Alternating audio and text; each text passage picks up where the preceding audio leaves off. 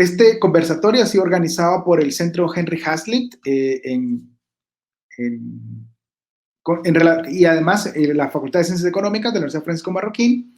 Y en esta actividad pues discutiremos experiencias prácticas y la teoría sobre los controles de precios.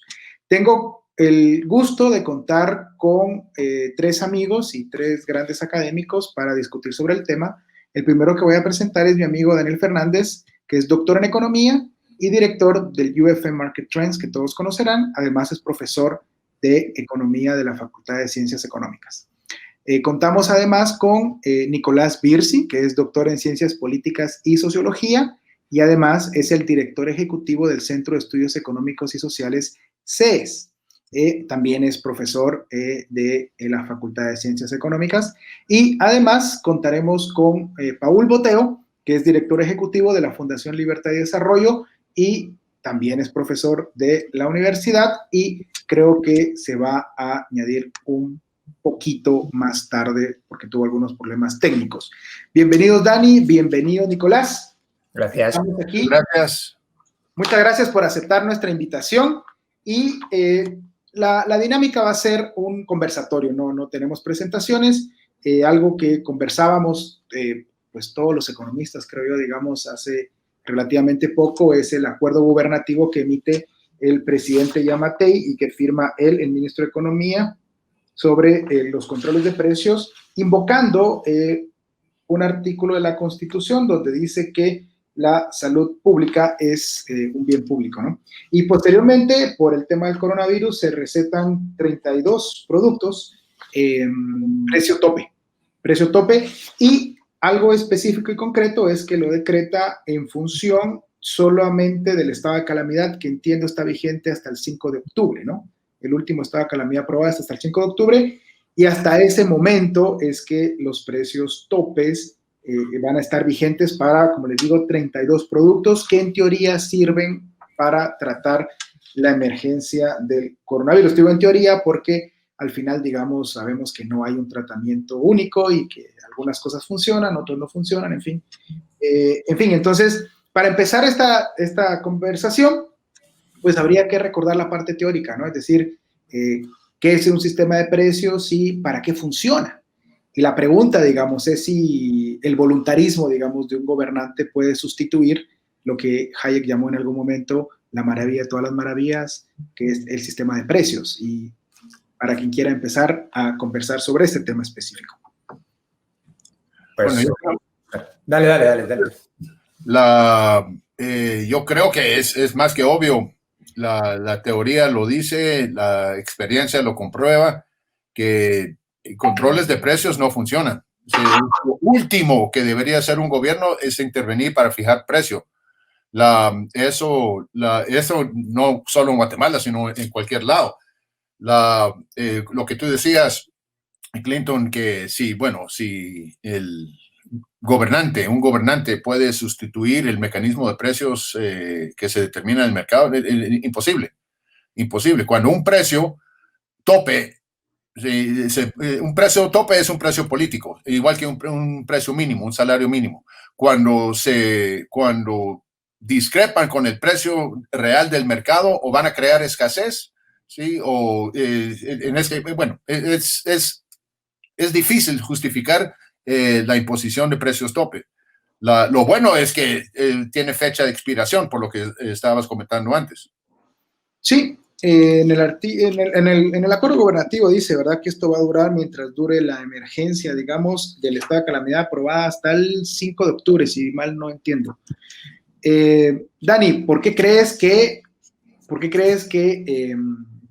se hace esto? ¿Es más bien una cortina política o realmente crees que tenga algún efecto? Porque, no sé, es decir, ¿qué capacidad de enforzamiento tendrá el gobierno para hacer esto? ¿No? O sea, es decir, a mí me preocupa muchísimo, digamos, lo que está haciendo el gobierno en general, digamos, en la economía, porque está emitiendo cuestiones que me parece que no va a perseguir ni siquiera. Entonces, aparte, digamos, como que un amigo decía, está haciendo como que hace, ¿no? Entonces, ¿qué motivaciones creen ustedes que puede estar persiguiendo con este acuerdo que además tiene un espacio de caducidad muy pronto? y que parece que no tener la capacidad de enforzarlo, digamos. Ya. Bueno, la pregunta es puramente más política que económica, entonces la verdad que te puedo dar alguna respuesta, pero no tengo tan claro que la respuesta que yo te vaya a dar vaya a ser tan interesante. Efectivamente, un control de precios, como estaba diciendo Virsi, pues si no pones los medios para enforzarlo, no vale para absolutamente de nada. Esto lo podíamos ver, por ejemplo, lo que pasó con las mascarillas. Las mascarillas, igual, se puso un control de precios, pero a nadie le importó. Para otros productos también pues empezó la Diaco, ¿no? Que es esta parte del Ministerio de Economía, empezó a contar que, bueno, iba a poner un precio tope de los aguacates, recuerdo, no era un precio tope, era un precio sugerido, que tarde o temprano iba a ser un precio tope de 7 quetzales la libra de aguacate, que yo no sé dónde compra esta gente los aguacates, pero tengo que ir al mismo lugar porque yo los compro al doble de precio. Pero bueno, en cualquier caso, pues esto es como un brindis al sol.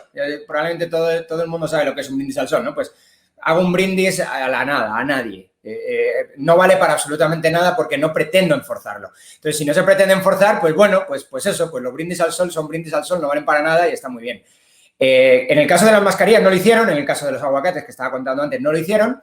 En el caso de mi propio país, con las mascarillas sí se hizo. Y desaparecieron, ¿eh? Las mascarillas desaparecieron durante meses, en lo peor de la pandemia. Probablemente esto se estudiará en algún momento en el futuro. En lo peor de la pandemia, hasta las autoridades sanitarias de España estaban diciendo que la mascarilla era solamente para gente enferma, para gente que estuviera en el hospital. Es decir, para gente que trabajara para el servicio de salud. Sí. ¿Por qué decían esto? Ahora ya no dicen esto. Ahora ya dicen que la tiene que usar todo el mundo. De hecho, es obligatoria, es como en Guate. Es obligatoria en la calle ahora mismo utilizarla. Lo cual es interesante, ¿no? Porque ahora que no hay tanto problema, es obligatorio utilizarla y cuando había un problema grave, no era obligatorio utilizarla. Y básicamente era por esto, porque ellos sí enforzaron el control de precios. No solamente enforzaron el control de precios, sino que hicieron algo incluso todavía peor. Pusieron en aduana, lo requisaron. Las empresas que llevaban mercadería, si llevabas mercadería que tuviera que ver con algo de coronavirus, sobre todo con mascarillas, que es lo que el mayor problema que se generó, te lo requisaban. Entonces, evidentemente, desaparecieron por completo del mercado. Es decir, el control de precios, más unido a la prohibición de importar, acabaron con la importación, completamente acabaron con la importación y, por otro lado, acabaron también con la producción nacional de mascarillas. Es decir, fue un desastre por todos lados. Guatemala tiene grandísimas ventajas. La primera, que su Estado, incluso cuando quiere imponer cosas, a veces no puede.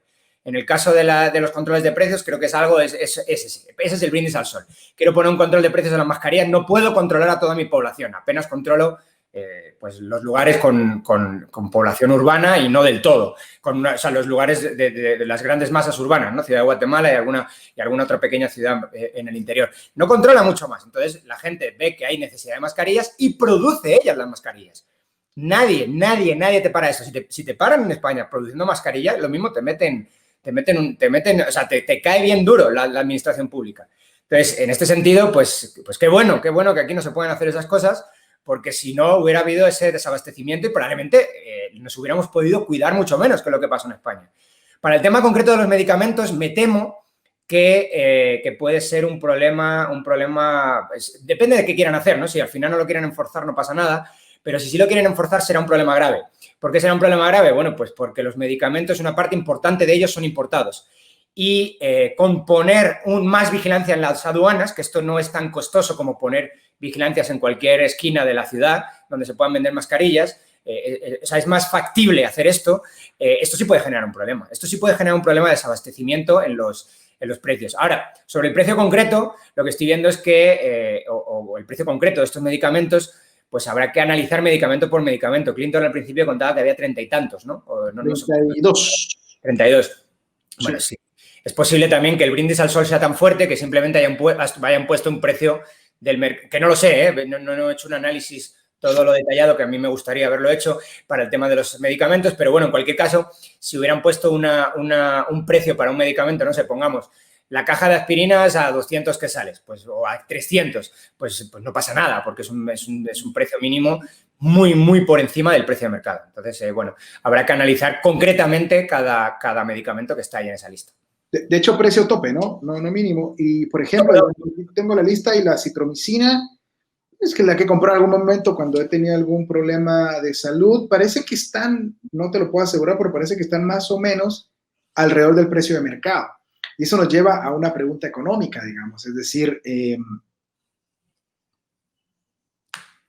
aunque todos querramos, digamos, hay que producir y la producción no sea por una varita mágica, ¿no? No sea por una varita mágica. Entonces, eventualmente, si toda la población se enfermara, no alcanza ni con precios topes ni de ninguna forma, ¿no? Es decir, hay un fenómeno de escasez inevitable, digamos, que no se puede solucionar con estos temas. A ver, yo estoy investigando un poco, digamos, en algunos bases de datos de journals económicos sobre experiencias exitosas, ¿no? Es decir, porque no hay ningún documento, no encontré ningún documento, digamos, si los economistas estamos en desacuerdo en muchísimas cosas, este no es un tema en el que estamos en desacuerdo habitualmente, ¿no? Es decir, puede ser que algún economista por ahí diga que los precios topes y los salarios mínimos funcionan, y hay un par, digamos, pero realmente evidencia empírica no hay por ningún lado. No lo encuentro, ¿no? Hablábamos el otro día de que, por ejemplo, digamos, interferencias del mercado pueden generar escasez o sobrantes, digamos, como el caso de los salarios mínimos. Y digamos que teníamos ahí algunos casos donde parece que no hicieron tanto daño que podría ser Estados Unidos y Alemania. No sé si quisieran comentar algo sobre eso. ¿Sobre salarios mínimos? Sí. Sí, también un desastre. Miren, lo último es que cuando hablamos de precios topes o precios mínimos, son precios políticos. Y lo último que debería hacer un gobierno, pero lo último es intervenir y fijar precios. Simplemente no tienen la información necesaria para hacerlo. Si bien congelan los precios de mercado dado en un momento, es el precio de ese día. Sí, y de ahí depende de cuánto tiempo se va a fijar el precio tope. Por ejemplo, en cuanto a salarios mínimos, Estados Unidos tiene un salario mínimo nacional que está muy por debajo del salario de mercado. Entonces, ahí no hace daño. Sí, el salario mínimo nacional creo que son $7 la hora, $8 la hora, y está muy por debajo. En cualquier lado se paga más de eso. Pero también hay en cada ciudad, en cada condado en Estados Unidos hay un salario mínimo distinto.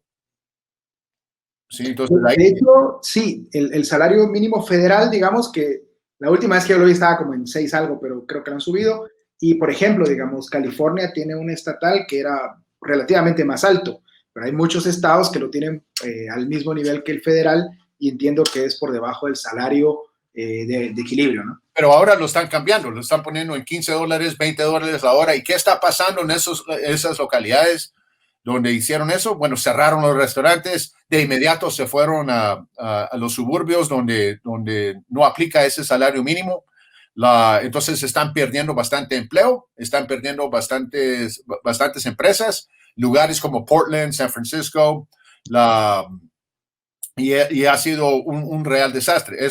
Porque es una cosa tener un salario mínimo por debajo del salario de mercado, ahí no hay interferencia ni distorsión alguna, pero cuando se pone sustancialmente por encima del precio de mercado, entonces resulta un desastre. Y más perjudica a las personas que más necesitan el empleo. Sí, perjudica a jóvenes, a minorías. Se hace todo este argumento erróneo para justificar salarios mínimos. Por ejemplo, alguien que gana salario mínimo no puede comprar una casa. Bueno, sí, alguien que gana $7, $8, $10 la hora en su primer trabajo está adquiriendo experiencia laboral que le va a poder permitir avanzar en su carrera a lo largo del tiempo. Eso de agregar que no puede comprar una casa, no puede comprar un pick-up, no puede comprar un carro o lo que sea, es un argumento falso. No va al caso porque no todos los trabajos van a pagar lo suficiente para comprar una casa. Así simplemente es. Es decir, se crean los incentivos para seguir avanzando, seguirse capacitando. Y entre más productivo es el trabajador, más va a ganar.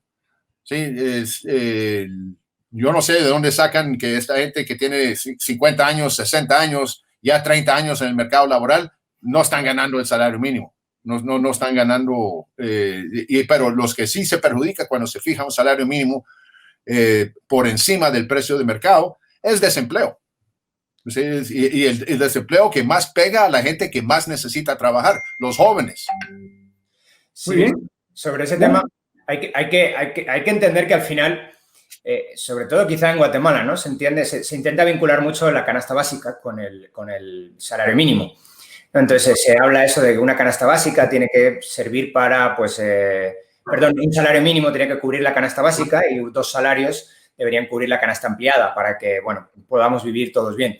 Pero el problema es no entender que al final a las personas nos pagan por producir, no nos pagan por consumir. Ojalá nos pagaran por consumir, qué bueno, qué rico, pero nos pagan por producir. Entonces, los salarios están vinculados al nivel de productividad, no al nivel de consumo de la población. Por lo tanto, no tiene ningún sentido económico, cero sentido económico vincular una canasta básica o cualquier tipo de canasta, me da igual la que escojas, si la cambias, si le metes cosas, si le quitas, no importa.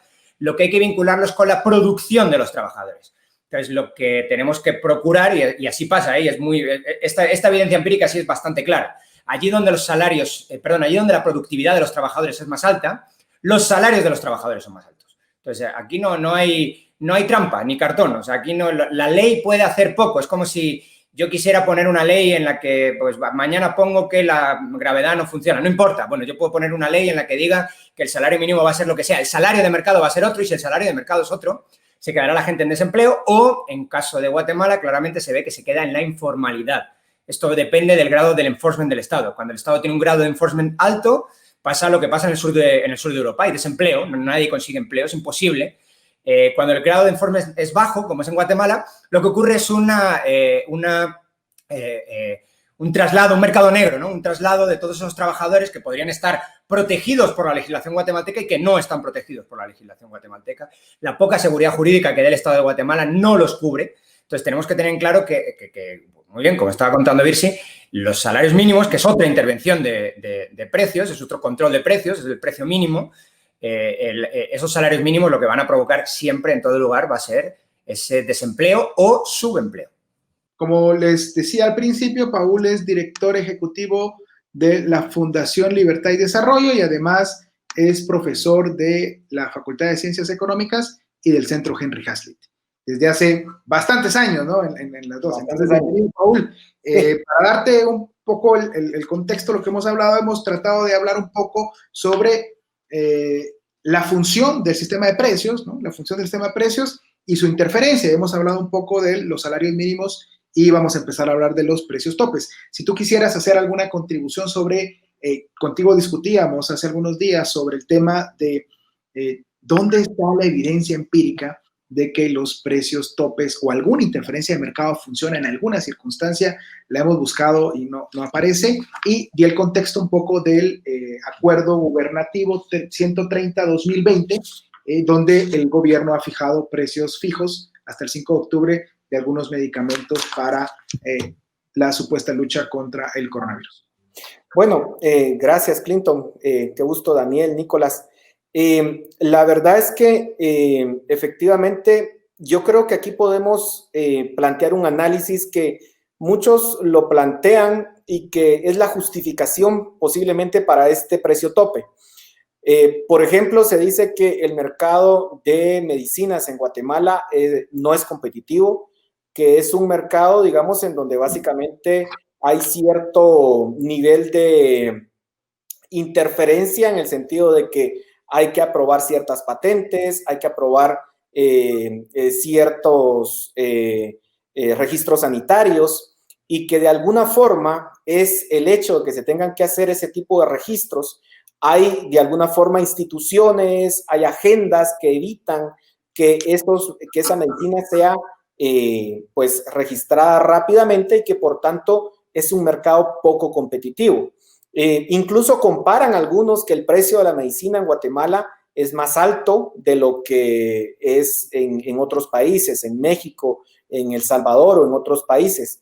Y cuando se comparan esos precios y se considera que el mercado no es tan competitivo como puede ser el mercado de tomates, por ejemplo, u otro tipo de mercados en donde no está ese requisito, por ejemplo, de registros sanitarios, en donde hay un funcionario público de por medio, en donde tiene que decir a este le permito que entre al mercado, a este no. En ese contexto hay gente que justifica los precios máximos. ¿Por qué? Porque dicen, miren, si hay ciertas empresas que de alguna forma impiden que puedan entrar otras a competir, entonces lo que están teniendo son rentas monopolísticas. Y en ese sentido dicen, bueno, entonces lo adecuado en este caso es que nosotros podamos colocar un precio máximo. Y con eso vamos a lograr que el precio sea más competitivo, se acerque más a lo que sería un precio de mercado en donde haya competencia, y eso es básicamente lo que creo que mucha gente tiene en mente para hacer o proponer esto. Pero aquí veo dos problemas importantes. Número uno es que hay que atacar la causa y no el efecto. Si lo que estamos diciendo es que hay un mercado que es poco competitivo, que hay barreras de entrada y que impiden que de alguna forma la medicina tenga un precio posiblemente comparativamente más similar a otros países, lo que hay que ver son cuáles son las barreras, si son barreras arancelarias, o si son porque un ente del Estado decide que a este sí, a este no. Eso es lo que tenemos que cambiar para garantizar que tengamos un mercado de medicinas más competitivo. Vámonos a los orígenes, no nos vamos a tratar los síntomas, en este caso, a propósito de que estamos hablando de medicina. Entonces, creo que número uno es eso. Número dos, también, digamos, hay cierta justificación, aun cuando no haya un Estado que esté de alguna forma interfiriendo la competencia. Hay quienes quieren utilizar, por ejemplo, esa forma clásica de ver, neoclásica de ver la economía, en donde dicen, miren, la verdad es que aquí este mercado no se parece al mercado de competencia perfecta. No hay muchas empresas compitiendo, aun cuando no hay ninguna barrera de entrada o de salida. No hay muchas empresas compitiendo, entonces se justifica que pongamos precios máximos para que sea más competitivo. Y lo que la gente tiene muchas veces en mente es de que es ese mercado, ese esquema de competencia perfecta neoclásico.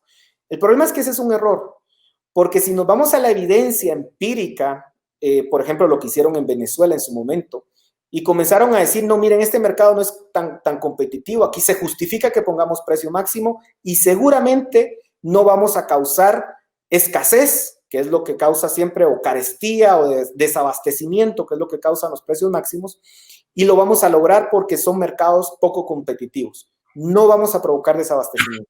Lo cierto es que ese marco teórico resulta totalmente, choca con la realidad, porque en la realidad, cuando se ponen estos precios máximos, lo cierto es que siempre se provoca desabastecimiento.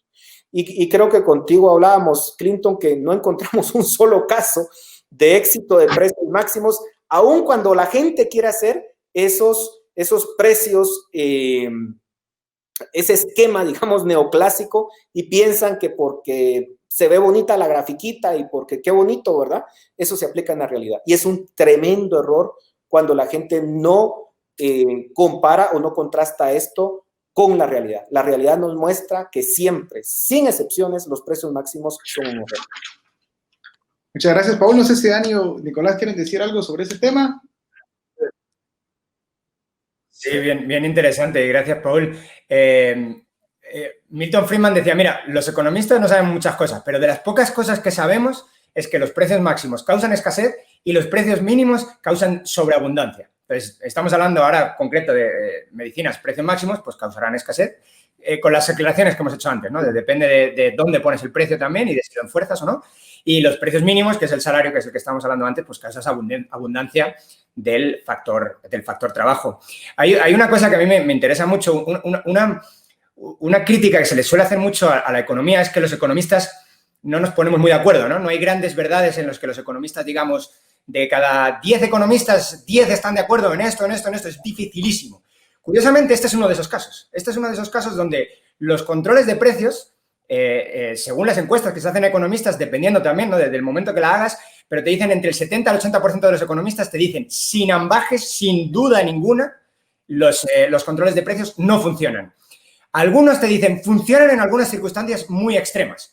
Y muy pocos, aproximadamente 4 o 5% de los economistas, te dicen que funcionan, que son buenos. Y curiosamente, no sé si lo sabes, pero el porcentaje de economistas marxistas tiende a ser también en torno a un 5%. Quizá ahí concuerdan. Pero es bastante divertido que, como te digo, eso precisamente lo que nos dice de la economía es que es una ciencia muy viva, ¿no? En el que hay mucha tensión entre posiciones encontradas pues teorías, ¿no? Y grandes teorías que nos explican cómo funciona el mundo. Curiosamente, este no es uno de esos casos. Este es uno de esos casos donde la mayor parte de economistas están de acuerdo en que los controles de precios no funcionan. Y una pequeñísima parte te dicen que funcionan en situaciones increíblemente extremas. Te puedo poner el caso, por ejemplo, de Galbraith. No sé si Galbraith es un economista muy famoso, que es más conocido por escorarse mucho a la izquierda. Él trabajó directamente como ¿cómo se dice esto? Los que controlan, o sea, los que van poniendo precios en la oficina de administración central de precios cuando hay controles de precios. Él trabajó en la Segunda Guerra Mundial ahí. Así como un funcionario de la DIA con Guatemala. Sí, pero con poder. O con más poder, o con poder práctico, ¿no? De verdad puede hacer cosas. En ese caso, hasta Roosevelt, después del jaleo que se montó de tener a los mejores economistas poniendo precios, Roosevelt dijo, vamos a congelarlos del todo. Porque lo que están diciendo estos tipos, que son las escaseces, los supuestos inteligentes, la gente que supuestamente sabe de economía, lo que están diciendo estos tipos que debería ser el precio no tienen ni idea y se están generando abundancias en unos mercados, escaseces en otros mercados. Entonces, para eso, lo que vamos a hacer es congelarlos del todo, que también es un desastre, evidentemente, pero lo que vamos a hacer es congelarlos del todo y se acabó y me puedo ahorrar a toda esta gente. Galbraith, curiosamente, decía que en los mercados en donde hay cierto grado de competitividad es imposible, no va a valer de absolutamente nada poner un precio tope. Y él sí hablaba que en mercados increíblemente concentrados, que es el punto que estaba haciendo antes Paul, en mercados muy, muy concentrados, podías, al menos durante un corto espacio de tiempo, poner un control de precios y que fuera efectivo. Ahora bien, el propio Galbraith decía, pasado ese corto espacio de tiempo, lo más probable es que se genere un mercado fuera de estos grandes conglomerados industriales. Entonces, te va a servir durante prácticamente meses, porque más tarde rápidamente va a aparecer nueva actividad industrial y nueva actividad económica que va a suplir a un mercado insatisfecho. Muy bien, Dani. Lo que Paul introduce es muy interesante porque digamos que el mercado de las medicinas en Guatemala se dice que es un mercado restringido, pero no restringido por factores tecnológicos, digamos, porque las patentes pueden ser que restrinjan algo, digamos, de la utilización de medicinas, pero habitualmente hay muchísimas medicinas que están disponibles. Y en México, antes de las famosas devaluaciones, digamos, de hace unos años, 2016 más o menos, por experiencias prácticas, ¿no? Estuve comprando medicinas en México y estuve haciendo un análisis interesante y más o menos la mitad. Y algo que pasa también en esa época, que tuve un tiempo, digamos, de estar viajando a México por razones personales, y no solo la medicina, sino también, por ejemplo, el mercado, digamos, del huevo. O sea, los huevos cuestan la mitad en México que en Guatemala. Y obviamente aquí hay algunas restricciones sanitarias, fitosanitarias que no permiten. Entonces, un poco, tal vez a Virsi le va a gustar esta viña que estamos abriendo. Digamos, esto es un análisis de public choice, digamos. Tienes un mercado concentrado que lo has concentrado a propósito por medidas y restricciones gubernamentales. Y además de que lo has concentrado por medidas gubernamentales, en lugar de liberarlo, digamos, porque uno de los temas es generar acceso y no desabastecer el mercado, entonces colocas un precio tope en lugar de abrir las fronteras, digamos, con los cuidados que hay que tener porque son medicinas, pero más parece, digamos, hay el famoso texto aquel de Anne Krugman, que habla específicamente, ¿no? De cuando pones una restricción, lo que abres es una viña para hacer más negociaciones, ¿no? Entre el poder y las personas que ya están en el mercado, ¿no? Entonces generas una estructura de lobby adicional para que este mercado sea menos competitivo. Es decir, esto probablemente es bastante desastroso. Vamos a recordarle al público que puede hacer sus preguntas en el Facebook y vamos a conversarlas aquí eventualmente. Muy bien, este tema creo que destapó Paul es interesante. Hemos hablado bastante de los precios mínimos con los salarios mínimos, precios topes, digamos en otras latitudes, porque hemos dicho que no hemos encontrado ninguna evidencia o algún ejercicio práctico experimental donde funcionara. Podemos hablar plenamente de circunstancias donde han fracasado. No sé si quieren mencionar algún ejemplo icónico donde han fracasado. Donde han fracasado controles de precios. Tope, sí, porque hemos hablado de los controles de precios. Bueno, el choque de Nixon que llamaban en Estados Unidos cuando impuso un congelamiento en salarios y en precios por 90 días. Eso llevó a Estados Unidos al periodo de ¿cómo se dice stagflation en español? Estanflación, donde se cayó el ritmo económico de la economía, se desaceleró fuertemente y con precios altos, lo peor de las dos cosas, las peores cosas. No, se detuvo el crecimiento económico y se tuvo alta inflación para toda la década de los años 70, ¿sí? Hasta que entró Ronald Reagan y con una política monetaria restrictiva logró vencer la inflación que hasta la fecha se ha controlado en Estados Unidos. Ese es un ejemplo clarísimo del efecto negativo macroeconómico de controles de precios. Ok, perfecto. Dani, ¿algún ejemplo que quieras mencionar? Bueno, pues hay tantos, pues hay un ejemplo muy clásico, ¿no? Que es el de las rentas en Nueva York. Hay ejemplos mucho más modernos, que es el de Venezuela, ¿no? Con el desabastecimiento que hay, con los precios mínimos que tienen puestos. Y no sé, o sea, es que la verdad que puedes escoger, hay tantos episodios históricos tan divertidos donde puedes escoger lo que quieras. Yo he comentado al principio también el de las mascarillas en España, ¿no? Sí, es reciente y trágico, ¿no? Es muy reciente, es trágico y conllevó evidentemente, probablemente muchas muertes. Entonces, escoge, ¿no? Puedes hacer así, en cualquier lugar que escojas vas a ver que no funcionaron en ningún lugar y en algunos lugares funcionaron un poco mejor. Funcionaron un poco mejor en el sentido de que se pone el precio máximo y no se enfuerza. Entonces, claro que funciona, pero no funciona porque no funciona, es decir, porque termina funcionando el mecanismo de asignación del mercado. Y al final tenemos que entender que el sistema de precios es un sistema de asignación. Es decir, el sistema de precios en el mercado lo que dice es quién se queda con qué y quién produce qué y cómo se produce. El sistema de precios nos informa de manera descentralizada, sin que haya alguien dirigiendo, con un montón de información que generan miles de seres humanos en sus interacciones, de qué es lo más urgente, qué es lo que hay que producir de forma más urgente. Eso es lo que pasa cuando suben los precios. Cuando suben los precios es una señal de, oiga, aquí hay un problema, aquí hay un desabastecimiento en este mercado, aquí hay una necesidad no cubierta. Entonces, eso es llama a los productores, produzca usted esto. Entonces, ese es el sistema de información tan rápido, tan efectivo e incluso tan bonito de estudiar. Entonces, eso es lo que los controles de precios es lo que están volándose, ese sistema de asignación del mercado. Entonces, cuando esto ocurre, se tienen que poner sistemas alternativos. ¿A qué me refiero con un sistema alternativo? Hay que elegir quién se queda qué. En los controles de precios, lo primero que suele ocurrir cuando se enfuerzan bien son colas. ¿Por qué colas? Porque es el primero que llega es el primero que se lo lleva. Hay una sobredemanda, pusiste un precio máximo y al haber un precio máximo no cortas la demanda todo lo que necesita y más, y la oferta no produce. Entonces se genera una escasez. Y esa escasez, ¿cómo determinar quién se queda con las cosas? Pues hay que esperar en colas. Eso evidentemente es un coste implícito, es un coste en tiempo. Y el coste en tiempo también se puede monetizar. Bueno, pues no sé, imagínate el CEO de Apple teniendo que hacer una cola. Bueno, pues eso vale millones. Entonces, ¿cuánto te cuesta llenar el carro en Venezuela? Que es otro clarísimo ejemplo, ¿no? ¿Cuánto cuesta llenar el carro en Venezuela? Cuesta centavos de bolívar, que esos son como, no sé, 10 ceros, 0,10 ceros y luego un 1. O sea, no cuesta nada, pero claro, tienes que estar esperando allí 3 horas. ¿Cuánto cuesta esperar 3 horas? Hay que calcularlo. Entonces, las colas es el primer mecanismo de asignación cuando usualmente ocurren estos problemas, ¿no? El sistema de precios se va. Y tarde o temprano se termina poniendo un racionamiento. Otra vez el caso de Venezuela. En Venezuela todos los venezolanos tienen un carnet.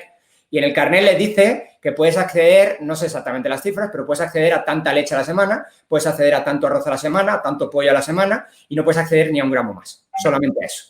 ¿Por qué? Porque otra vez se acaban los bienes, hay escasez y se provoca de forma exógena, el gobierno provoca con los controles de precios esta escasez. Entonces tiene que racionar, de alguna manera tiene que racionar la poca oferta que queda. Entonces, desde ese punto de vista, hay varios sistemas de asignación alternativos al mercado, todos funcionan mucho peor que el mercado, pero los hay peores y los hay mejores. El de las colas es un desastre, el racionamiento es otro desastre, y luego hay uno que algunos intentan establecer algo de racionalidad económica en todos estos controles de precios, que es de dejar un libre mercado en el racionamiento. Entonces, por ejemplo, tú tienes 2 litros de leche, pero a mí no me gusta la leche, me gusta el pollo. Entonces, ¿qué hago? Intercambio contigo mis cuponcitos. Toma 1 litro de leche, dame 1 litro dame una libra de pollo, lo que fuere, ¿no? El precio de intercambio que sea. Entonces, ese sistema funciona un poco mejor porque permite algo de racionalidad económica donde no hay ninguna racionalidad económica.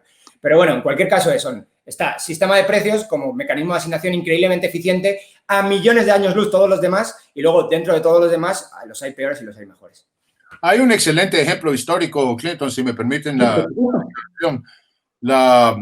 después de la Segunda Guerra Mundial en Alemania, sí, había las fuerzas de ocupación estadounidenses impusieron en Alemania Occidental control de precios.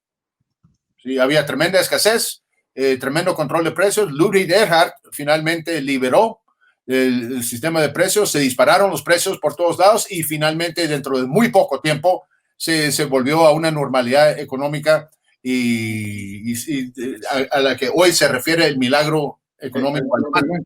Sí, lo hizo desde la perspectiva informado por los economistas ordoliberales de la Escuela de Friburgo. Entonces, mire, no le hagan caso a las fuerzas de ocupación de Estados Unidos, simplemente liberalice los precios, eso fue lo que hizo y se acabó la escasez, se acabó dentro de muy poco tiempo, regresaron a la normalidad y se permitió que ocurriera el milagro económico alemán. Dos claros ejemplos, ese caso en Alemania y el caso de los controles de precios del presidente Nixon que llevó a la estanflación en los años 70. Si me permite, yo creo que algo importante aquí es de que hay que ver que también, claro, nosotros lo estamos viendo desde un punto de vista estrictamente económico, pero claro, en una situación como la que estamos viviendo también hay consideraciones políticas de por medio. Y entonces, ¿qué es lo que está sucediendo? Que vemos que básicamente en muchos productos, por esta situación que estamos viviendo, se ha duplicado posiblemente la demanda, en algunos casos posiblemente hasta se ha triplicado para ciertos productos. Y lo que es importante, y entonces, ¿qué es lo que pasa aquí? Hay un concepto de las personas que dicen, bueno, al subir el precio de esos productos porque aumentó la demanda, entonces dicen, miren, aquí lo que hay son empresarios, agentes económicos que toman ventaja de esta situación y son los malos de la película. Y de hecho son catalogados como oportunistas, vemos incluso en redes sociales el enojo que genera para muchas personas ver que los precios se han incrementado muchísimo. Y entonces en ese sentido la gente, tal vez olvidando cómo funciona un proceso de mercado, asume que las personas que venden este tipo de productos y que se incrementó el precio son malos y que son personas que deberíamos de, si fuese posible, llevarlos a la hoguera o llevarlos a la guillotina, digamos, hasta esos extremos llega el enojo de las personas. Pero lo importante de comprender acá es que es un fenómeno mundial, o sea, eso no tiene que ver el hecho de que aumenten el precio de muchas cosas, no solamente estamos hablando de medicina, me imagino, como decían antes, de las mascarillas, de jabón, de todos estos elementos que se aumentaron los precios, pero hay algo muy importante y es que las empresas usualmente tienen una capacidad de producción en el corto plazo. ¿Y qué es lo que están viviendo? Tienen una demanda, una proyección de demanda y de pronto, de la noche a la mañana, esa demanda aumenta de forma dramática. Las empresas no pueden duplicar la oferta en el corto plazo. Y por eso es que vamos a ver ese aumento de precios y resulta siendo un mecanismo de razonamiento, como decía Daniel. Aquí no es que el empresario sea malo, aquí no es que algunos intermediarios sean malos, sino es simplemente un proceso de mercado. Y eso es importante, podérselos explicar a las personas, porque si no también hay la concepción de, bueno, entonces ustedes están promoviendo, están diciendo que los empresarios se pueden aprovechar de esta situación. No es que se estén aprovechando, es que simplemente no existe la oferta suficiente para garantizar, digamos, que la demanda siga subsistiendo al precio de antes, porque se aumentó muchísimo la demanda, y eso es un fenómeno de mercado, y eso lo tenemos que comprender. Pero en segundo lugar, es importante cómo básicamente olvidamos lo que sucede. estamos ante nuevas generaciones. Hay que recordar que esto fue muy popular en los años 70 y 80 en América Latina, pero las generaciones que vivieron esos precios máximos y los efectos que fueron de los precios máximos, posiblemente ya muchos de ellos se les olvidó, y a las nuevas generaciones, que posiblemente la mayoría en Guatemala tienen 25 años o menos, mucho menos van a recordar, digamos, lo que sucedió en esos momentos, en los años 70 y 80 en Guatemala, cuando también se trató de poner ciertos precios máximos a la leche y a algunos otros insumos, y que básicamente terminaban arruinando, digamos, las industrias. Entonces, es importante recordar los eventos históricos que ya tanto Daniel como Nicolás recordaban, porque las nuevas generaciones creo que olvidan un poco los efectos de eso. Y por supuesto en Guatemala tenemos la ventaja que ya llevamos varias décadas sin querer aplicar esto, pero solo quiero terminar con esto. Quiero que recordemos, pero no sé si ya lo mencionaron, pero un evento particular que se quiso hacer en Guatemala con las tasas de interés a las tarjetas de crédito. Eso fue algo que ocurrió hace muy poco tiempo, no sé si ya lo discutieron porque... No, okay. De hecho hay un artículo del Market Trends que fue hit sobre ese tema, ¿no? Es cierto, pero digamos, fíjense qué fue lo que ocurrió ahí. Vimos que quisieron ponerle una tasa de interés alta, pero un precio máximo a las tasas de interés en las tarjetas de crédito con el argumento de que los bancos y que son los dueños, los emisores de tarjeta de crédito se estaban aprovechando. ¿Cuál fue el efecto? El efecto fue casi inmediato. Recuérdense que ante una situación, aquí es una cuestión muy simple, ¿no? Las tarjetas de crédito, obviamente por su naturaleza, son altamente riesgosas porque las personas compran productos que luego, digamos, es difícil que el emisor de la tarjeta se lo pueda ir a recoger, ¿no? Contrario a un crédito hipotecario en donde hay un crédito que hay una casa de por medio y que si la persona no paga el crédito, bueno, le recoge la casa, digamos. Una tarjeta de crédito es más riesgoso y por eso las tasas de interés son altas. Pero cuando se da el intento de poner el precio máximo a las tasas de interés, que recuérdense que más o menos estaban en 60% y las querían poner como en 25%, además mezclando un promedio que incluía tasas de interés hipotecarios y de otro tipo, el efecto fue que literalmente se cancelaron casi la mitad de las tasas de crédito en ese momento. ¿Y qué fue lo que pasó? Muchas personas que podían tener una tarjeta de crédito sin utilizarla y sin tener cargos, los bancos tuvieron que cambiar todo su esquema como reacción a tratar de poner una tarjeta de crédito. ¿Qué es lo que sucedió? Muchas personas quedaron fuera de ese mercado. Exactamente lo que sucede en otros mercados. O sea, de nuevo, desabastecimiento, la gente canceló tarjetas de forma voluntaria o porque les aumentaron los costos a través de otros mecanismos, o los mismos bancos simplemente dijeron, no, este perfil de ingreso es muy, muy riesgoso, yo le cancelo la tarjeta de crédito. Ese es el daño, imagínense, solo se intentó y lo que sucedió. Y claro, la Corte Suprema de Justicia, la Corte de Constitucionalidad creo que declaró sin lugar, pero tenemos un ejemplo reciente de lo que se intentó hacer en Guatemala y los efectos que tuvo.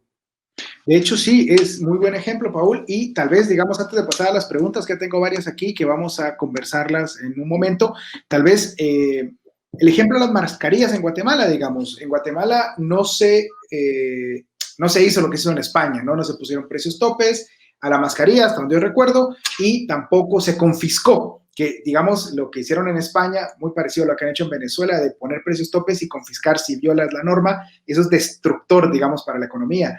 En Guatemala, pues si ustedes se recuerdan, al principio, la pandemia, las cajas de mascarillas llegaron a costar 500, 600, 700, y yo vi hasta 1,000 quetzales por una caja de mascarillas, de 10 mascarillas, las famosas KN95, N95, y en el transcurso de un par de semanas, empezaron a aflorar en todos lados, en semáforos, en supermercados. Es decir, hay un argumento, ¿no? Que si no pones el precio tope dejas a un montón de gente fuera, pero lo que pasa es que inevitablemente, digamos, si triplicas la demanda de algo en un segundo, por los motivos que sea, la capacidad, la elasticidad de la demanda no es infinita, ¿no? Y entonces va a haber un tiempo de ajuste para que se abastezcan los mercados. Pero la forma de asegurar no abastecimiento de los mercados es poner un precio tope. Y ahora todo el mundo tiene mascarilla. De hecho, son muy baratas y las consigues en cualquier lado y usas desechables permanentemente es mejor, ¿no? En fin. Bueno, tengo varias preguntas. Si alguien quiere decir algo antes de que entremos a la sección de preguntas, me parece bien.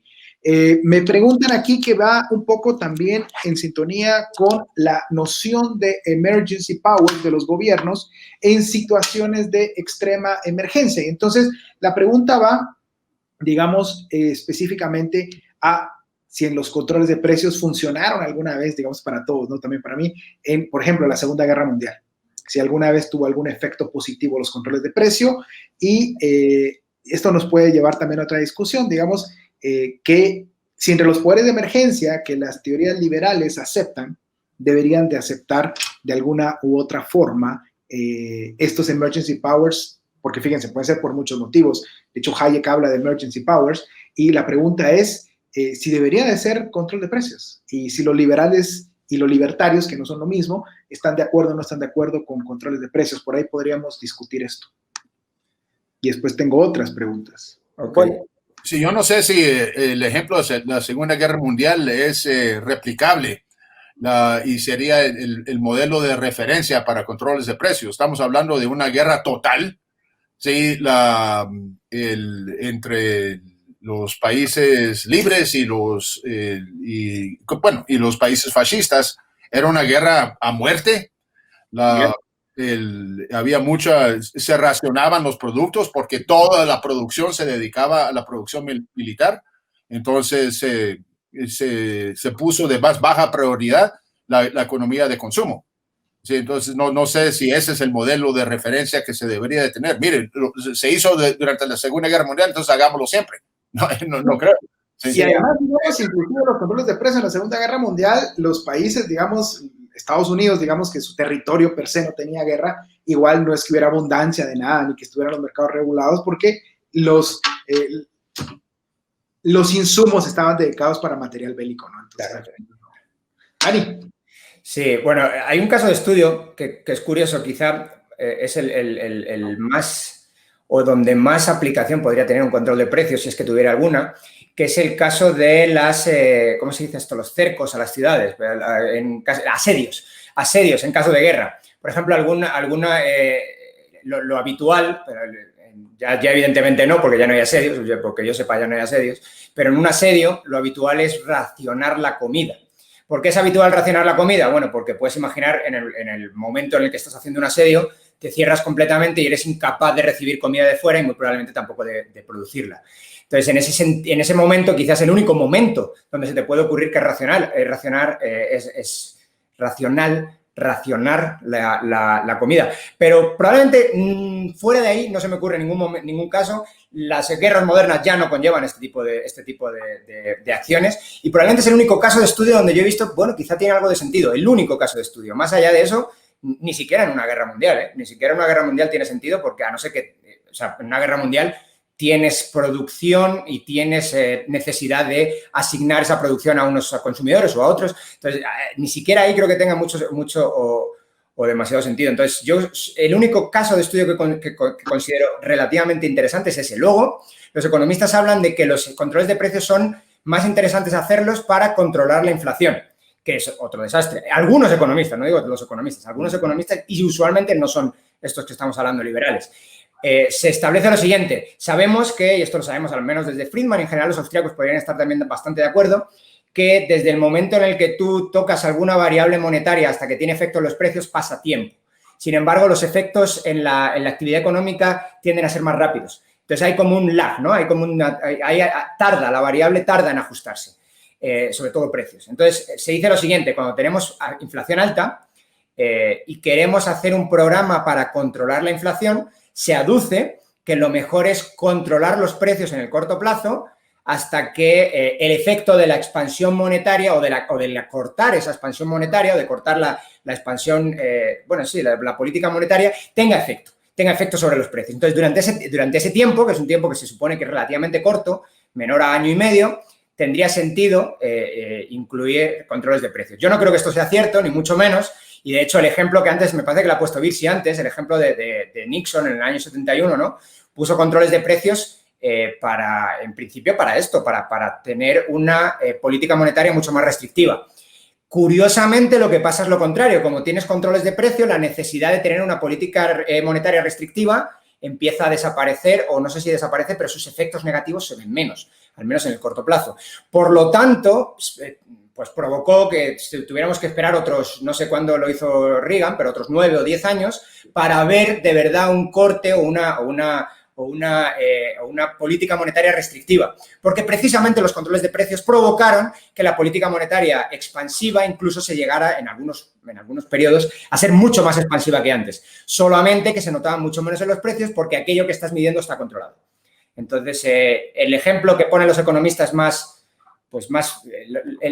probablemente este es el mayor ejemplo que ponen los economistas de controles de precio que pueden funcionar, no funcionan y en este caso preguntaba por ahí alguien por la evidencia empírica, ¿no? La evidencia empírica tiene varias manifestaciones. Esto podría ser una forma suave de evidencia empírica, un estudio de caso. En el caso de Estados Unidos muestra que no es cierto.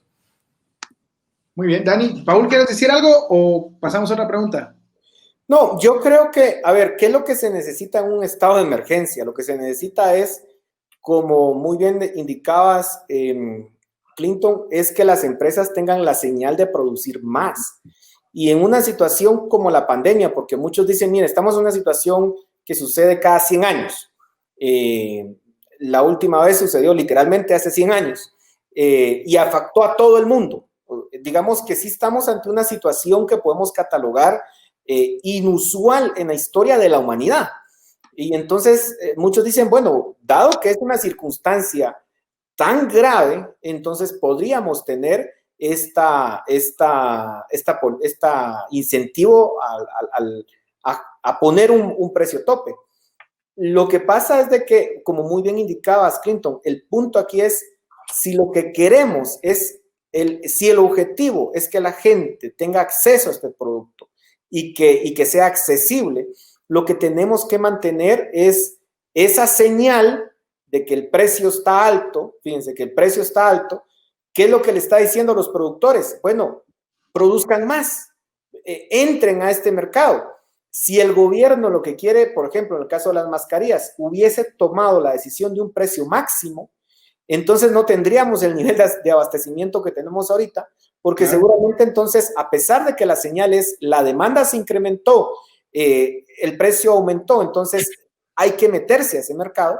Si rompemos ese canal, entonces las empresas van a decir, no, yo no me voy a meter aquí, porque aquí hay un precio máximo, no va a ser rentable, y por tanto la oferta se va a ver limitada. ¿Qué quiero decir con esto? Que posiblemente cuando tengamos una situación de emergencia es cuando posiblemente más necesitamos del sistema de precios y es cuando posiblemente menos se justifique la intervención del Estado en este caso. Así que para mí, yo creería que es muy peligroso que los gobiernos quieran justificar en uno y el otro caso, porque finalmente los efectos y los resultados que se terminan teniendo son los contrarios a los que se dicen que se quieren tener. Tenemos un par de preguntas interesantes. Virsi, si quieres decir algo más. Sí, estamos partiendo de la premisa que yo estoy de acuerdo con lo que acaba de decir Paul, pero en vez de plantear que si las crisis justifican los precios topes o los controles de precios, yo creo que los controles de precios generan crisis. El ejemplo clásico que dio sobre el mercado de alquiler en Estados Unidos, en Nueva York, no solo en Nueva York, donde yo estudié, en Berkeley, en todos lados donde tienen renta tope, se ha generado una tremenda escasez. ¿Qué pasó? Exactamente lo que dijo Paul. ¿Se dejaron de construir nuevas viviendas? Sí, la gente sacó del mercado de alquiler cuartitos en su casa, en su condominio, tanto en Nueva York como en Berkeley. En Berkeley, donde yo estoy, es un clásico ejemplo, lo ponen en los textos de microeconomía. Y lo que se tiene es una escasez tremenda de vivienda. Sí, y, ojo, el precio tope solo aplica para el dueño, ¿cómo se dice en español? El casero, el dueño de la casa. Pero, digamos, yo puedo alquilar mi apartamento a Daniel y él como inquilino yo solo le puedo cobrar $400 y él como inquilino puede alquilar su closet por $1,000. Y eso es, entonces se crea otro mercado negro, solo que no se beneficia el dueño de la propiedad, ¿sí? Sino se beneficia el usuario que es el inquilino, ¿sí? Que a veces ni siquiera ya no viven en esos apartamentos, pero ya no se lo devuelven al dueño de la propiedad. No sé si me estoy explicando. Y eso pasó en Santa Mónica, pasó por todos lados en California, pasó en Nueva York, ya entró en la cultura popular, en las series de comedia en Estados Unidos. En Nueva York siempre se hace referencia a que la gente está esperando que alguien muera para poder ocupar su apartamento si el apartamento está regulado por precios. Control, precios topes, renta tope ha generado escasez en los mercados de vivienda en todos lados. Pero un segundo ahí, solo, ¿qué es lo que pasa en algunas ciudades europeas en donde el precio de las viviendas se ha incrementado mucho? La cuestión es ¿por qué? Y la situación es que mucho tiene que ver con regulaciones que impiden que se construya más oferta de vivienda. Entonces, ¿qué es lo que pasa? El Estado regula, eso impide que se desarrollen nuevos proyectos inmobiliarios, por supuesto que eso va a causar que el precio suba, y cuando el precio sube de los apartamentos, entonces es el mismo Estado el que dice ahora voy a colocar un precio máximo. Digamos, esa actitudes de parte del Estado es terrible, ¿no? O sea, origen del problema y luego lo quiere corregir y provoca aún más problemas. Se nos acabó el tiempo, entonces yo no tengo más que agradecerles muchísimo, tanto a Dani como a Nicolás, como a Paul, por haber estado con nosotros. Yo realmente en algún momento pensé, digamos, que hablar de precios topes iba a ser una cuestión como muy obvia, y por lo visto no, y sobre todo este último tema que has dicho, Dani, o sea, es decir, hay también muchos latinoamericanos que van temporalmente a Europa y creen que el welfare state funciona, porque no ven sus costos y creen que simplemente es cuestión de copiarlo en Latinoamérica y no ven los costos, ¿no? En fin, creo que hay mucho trabajo por hacer. Nos oponemos abiertamente a que la vacuna sea obligatoria, tiene que ser libre, y el gobierno, si realmente quiere ver a la población, debería de abolir esto. Y inclusive uno podría decir, digamos, el ministro de Economía que está firmando este tipo de acuerdos, no debería renunciar antes. Bueno, señores, muchas gracias, les agradezco a todos y nos vemos en una ocasión futura.